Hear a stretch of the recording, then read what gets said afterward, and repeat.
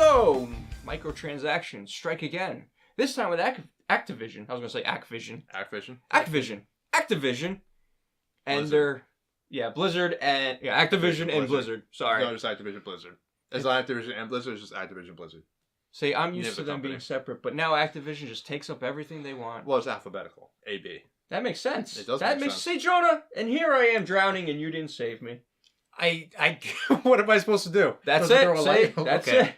All right, so anyway, Carmine, give light onto what's happening with this thing. I don't know, John. That's it for tonight. Clearly, we suck at stuff. So Game Informer came out with an article today, actually, explaining a new patent that Activision put out, I guess back in 2015. Yeah, May of 2015. But I guess it just was approved today or this week. As we know, or as we don't know, patents, there's so many things being patented these days. Yeah. And a lot of companies just kind of throw patents at a lot of things that aren't going to be in development for a little while just to grab it. That way they stick out of lawsuits. I'm sorry, go ahead. No, it's okay. So this patent system is pretty much a matchmaking system that aids in the the appearance of needing microtransactions. It's really hard to actually explain. So this is what Game Informer said about the patent. That's it. That's all I say. End quotes. The patent dives into the nitty-gritty of the system, which also, and this is a quote from Game Informer, factors in skill and internet latency when matchmaking. However, things get really interesting when the patent outlines matchmaking based on grouping players who haven't spent money on items with those who have. For example, in one implementation, the system may include a microtransaction engine that arranges matches to influence game-related purchases. For instance, the microtransactions engine may match a more expert or marquee player with a junior player to encourage the junior player to make game-related purchases of items possessed or used by the marquee player. A junior player may wish to emulate the marquee player by obtaining weapons or other items used by the marquee player. The microtransaction engine may match the junior player with a player that is a highly skilled sniper in the game. In this manner, the junior player may be encouraged to make game-related purchases such as a rifle or other item used by a marquee player.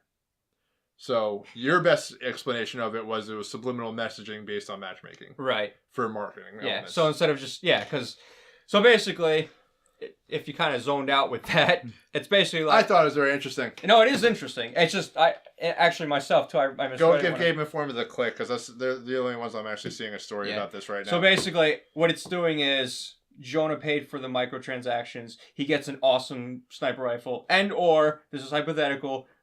Shader. He's a shader. So he's or Destiny or Armor, where say they come out with something like Master Chief. So I see Master Chief running around with this amazing sniper rifle. Yep. It makes me, someone who hasn't bought a microtransaction yet, some sort of algorithm that they have is going to put me in the matchmaking with him, most likely against him, probably. Yeah, or against or with him. I guess. I guess it makes sense both ways. So then, I get to see firsthand what he has. Yeah. So I see the sniper rifle killing everybody. I see this Master Chief running around this game. I'm like, holy crap! Where'd you get this? Oh, I blah blah blah blah blah. So then that's getting me to want to do the same thing. Yes, or give you the ambition to do the same thing. You may not fold to it, but. And another thing that the article mentions is that if you buy a rifle or something, the game will actually weigh your matchmaking to maps that encourage use of that rifle. Yes. So it's basically saying that this was a good purchase and you should buy more stuff. Yeah. Because this is actually increasing your KD or something. When it has more to do with the map and location than it actually does potentially even with the skill of the player. Exactly. Yeah. So if you buy a tank, they're going to put you in the open world and not in the small corridor where you can't use the tank. Yeah.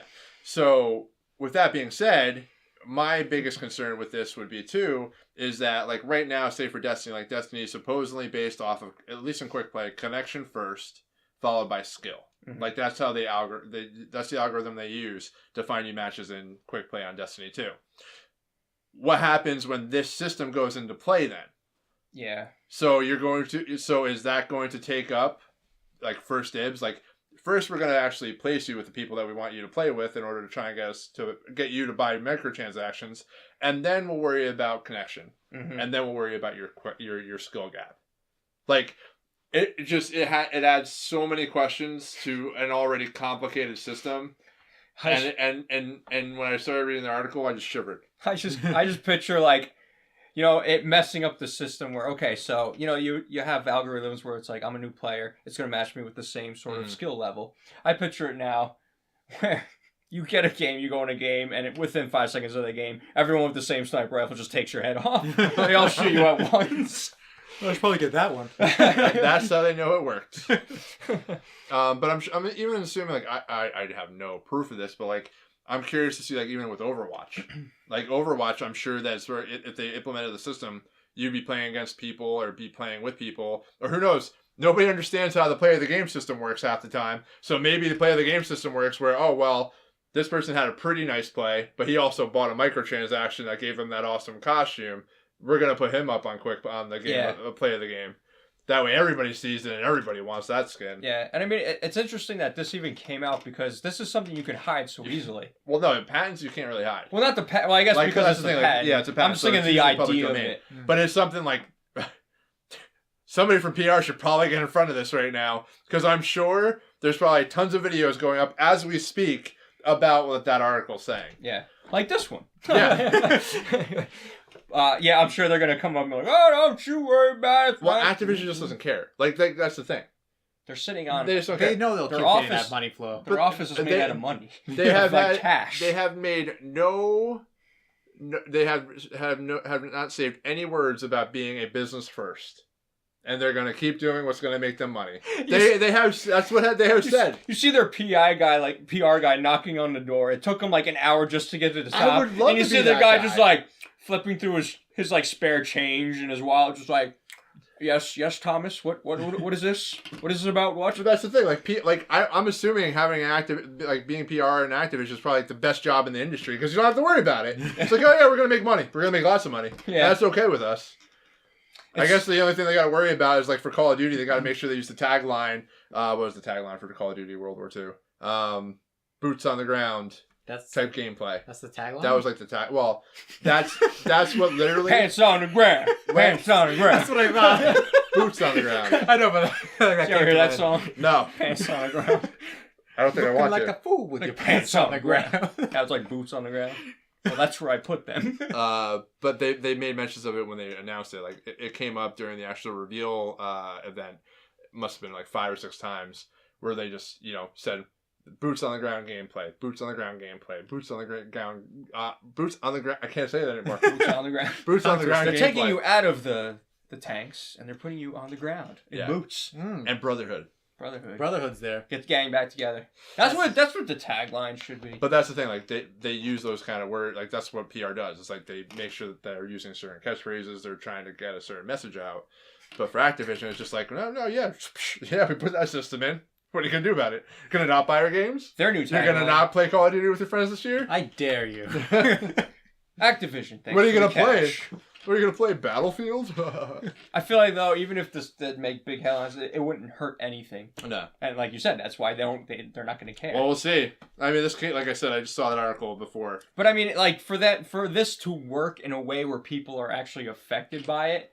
Not just... You're not going to know about it. Exactly. You're not going to notice it. Meaning, yeah, okay, the people want to purchase these things are going to purchase these things. Unless it's so crazy, like I was saying, where they're taking low-level people, putting them against the people that just buy everything. Or you start getting Mountain Dew sponsored sniper rifles. If people, when it hits... That's when you know something's wrong. And when you die, it's just Mountain Dew that splatters on the wall. If people find out about the algorithm, though, like as a widespread thing, they're going to start like buying specific guns so they can get the specific maps more often. Maybe. If they're really comfortable with that map. I don't even know if you're going to be able to control that element of it. That's probably going to be tough, I'm assuming. I mean, it's not like guaranteed, but it's way towards that. Yeah. Map.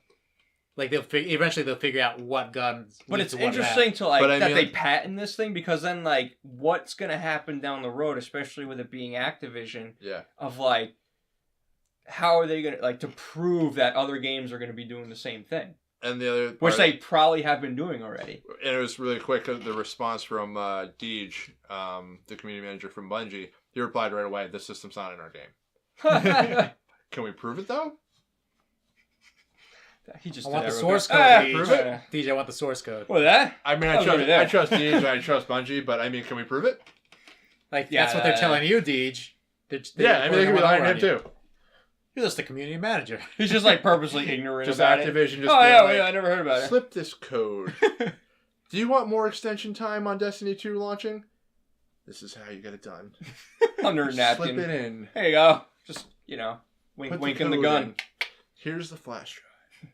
So, but Make it work. I mean, what do you guys think this is even gonna have a trickle effect anywhere? Do you think it's just gonna say It's gonna keep escalating. it's just That's how it works. I think the idea that the he's having a nervous breakdown. It's gonna ruin everything. It's just the microtransactions in itself. No, it's just a bad year for this. Yeah. Like it's just been a rough freaking year for this. Look, the For loot boxes and microtransactions, it's rough. The developers are like figuring out what they can get away with, and they're gonna keep pushing slightly. See, but I feel like I feel like something like this though hasn't really been in like a microtransaction. But if you look back at like Halo DLC, Halo 3 DLC, they came out the regular map just like a normal game before its time, and then they start coming out with map packs, and then soon enough the matchmaking wouldn't let you matchmake with people playing. Well, yeah, you can't play unless you have the map. Of course, pack. But that made me want to buy the map packs. Yeah, but it's not as intrusive though because you can't play those maps unless you buy it. It's not like not like you're being randomly thrown into the map and being like, just kidding, you gotta wait on the sidelines. That's potentially what this is. Yeah, but what happens on their server side, they were purposely taking people that were looking for that game and just saying that, like, because then when you search for the normal map packs, obviously most people are going to be playing the new ones, so the searching is going to be shorter. Remember, you not necessarily had to have a full game. They could put you with like 2 against 3, 2 against 4. So maybe what happens if the server was purposely doing that to get you frustrated, to make you want to buy the DLC? Honestly, when Halo originally came out, they probably had a lot more to worry about than something like this when it comes to like server stability. I don't know if that was there. That might be a little bit of a stretch, but see what they started though. But for example, this though, like from what you're saying, like say we'll take that as an example, like a map pack. Map packs are one thing, because like you're saying, like all right, you can't play the maps that are brand new. That's fine, and you're being thrown into a separate pool of people that can play without the map packs. What this is pretty much saying is that this is throwing you into the map pack and not being able to play actually on the map pack, but you're watching everybody else play. You bought the map, but you didn't buy the assets. No, you didn't buy the map. You can't play. You didn't buy the textures. You bought the flat 3D, the realm. This is giving you a sample and trying to push you into the making of the purchase. So you have people driving around in Warhogs. You don't get a Warhog. You're not allowed in it. You got to go jump in your friend's Warhog. It says, sorry, you must purchase. Yeah, say if that's an example too. Please enter credit card number to get in. Yeah.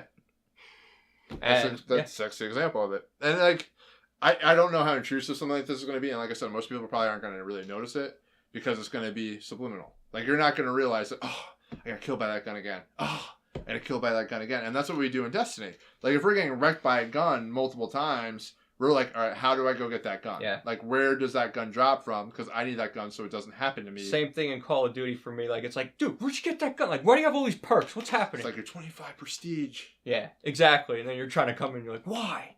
If only I had the Desert Eagle. And they kind of Call of Duty kind of ran into this, I think, in Black Ops 3. Or was it Black Ops 3 or Advanced Warfare? It was one of them. There was one map pack that had a gun that was just like, it broke the game. Like it was like the play to win gun. And the only way you got this gun was if you bought the map pack.